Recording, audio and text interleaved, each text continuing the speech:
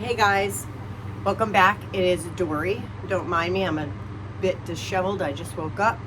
I am on vacation from school, and I'm just folding laundry and getting prepared for next week's school.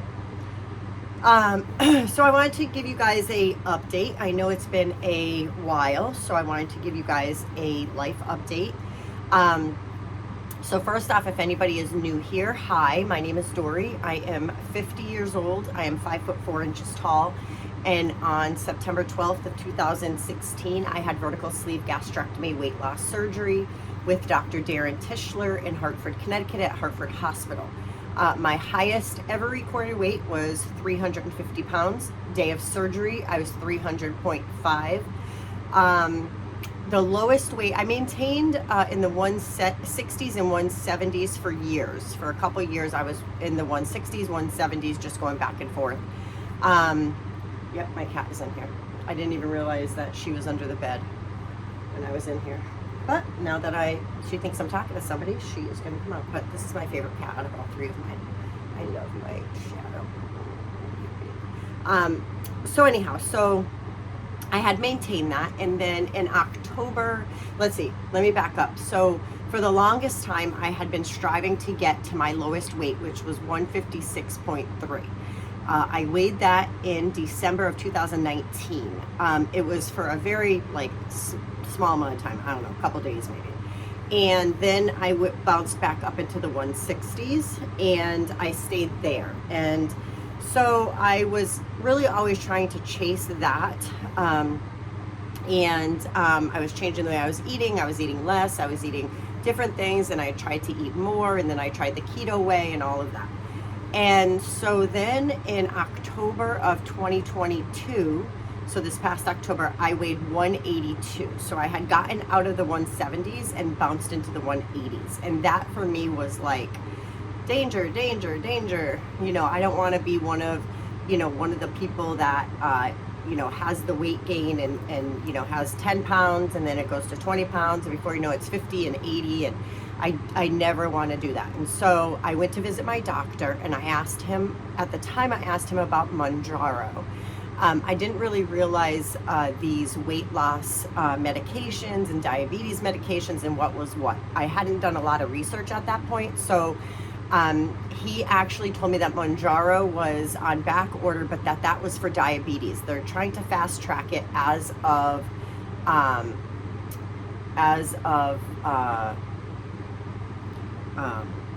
January. They were trying to fast track it this year to be a weight loss drug.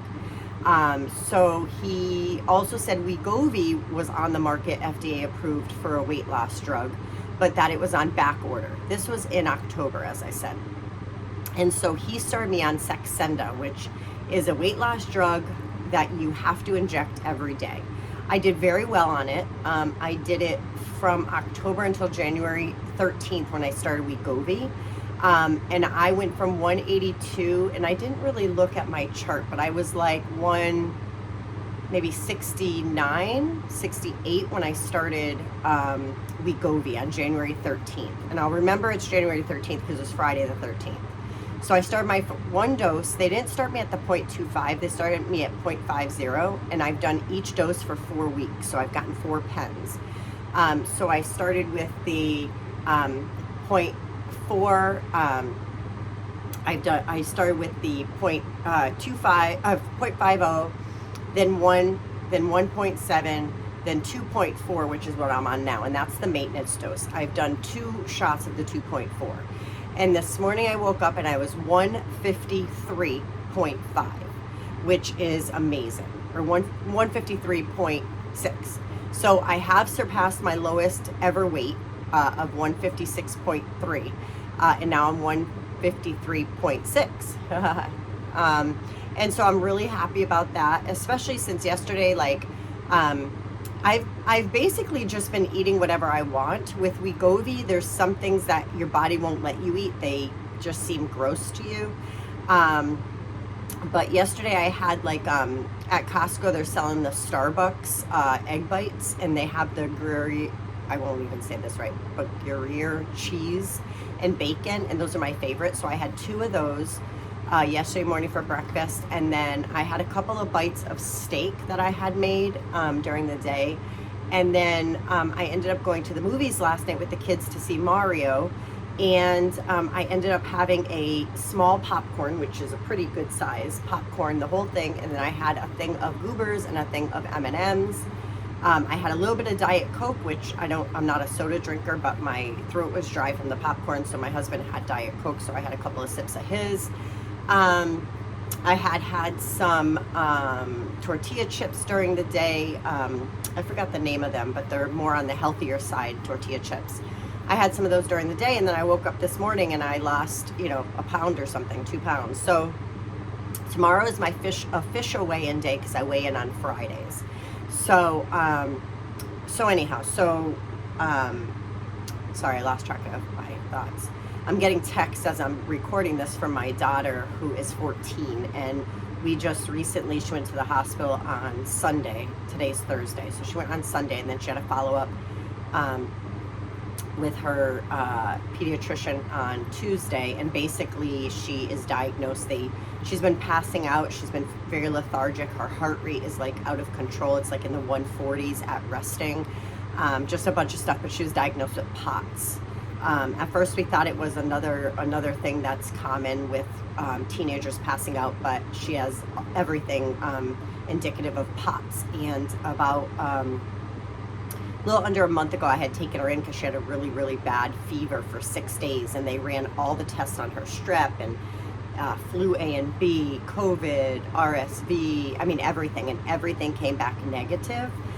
So they couldn't figure it out. And now with this diagnosis, looking back, people get POTS from having a really bad virus, and so they're thinking that she had mononucleosis, which they didn't test for, and so, but that's what they're thinking that she had, and so that was really bad. She was sleeping for 6 days. It was terrible, and we never even thought of that. So, but anyway, so she was diagnosed with POTS. So she's sending me texts because she's at my older daughter's house babysitting with my other daughter, and so she's just waking up for the day, and she's very lethargic. People with POTS, their heart rate's so much, and it's like you're running in a circle for hours, and your body is just so fatigued. So anyways, we're getting used to that. So that's why I'm losing track of what I'm saying. But for most days, like on a work day, I go to work. I sometimes will have a English muffin with peanut butter on it in the morning, but more times out of more, whatever that saying is, more times out of not. More not out of times. I don't even know. You know what I'm trying to say. But I will not have anything until I have lunch at 11 o'clock. And then my lunch has consisted of, I really have not been craving anything at all. So what I've been doing is, I know I've been doing meal prep for years, but I stopped doing my traditional meal prep. And instead, I am going to Costco and buying their already made meals, like you just have to bake them, or their soup. And so I was taking, for 1 week straight, I took their broccoli cheddar soup, just a cup of soup. I would measure out in my little containers. I'd put a little bit of cheese on top, maybe a ½ ounce of cheese. And then I'd have maybe a bag of Fritos, like one of those little 1 ounce bags of Fritos or Lay's chips or something with it. But since starting the 2.4 of WEGOVY, I cannot have Fritos, no way. Now those I could eat 1 or 2 bags a day, and it really didn't affect my weight because I wasn't eating a lot, but they are so salty, super, super, super salty to me. It tastes like there's been a whole jar of salt poured on them. And I know that WEGOVY acts like that, like it'll change the way that you look at certain foods. So Lay's and Fritos and all of that, I can't have it no more. It is like, my mouth is so dry, I can't even, it's a turnoff. I don't like it at all. So the week after I had the soup, then I had tortilla, Mexican tortilla chicken soup or whatever they sell at Costco, and I measured that out and took that every day.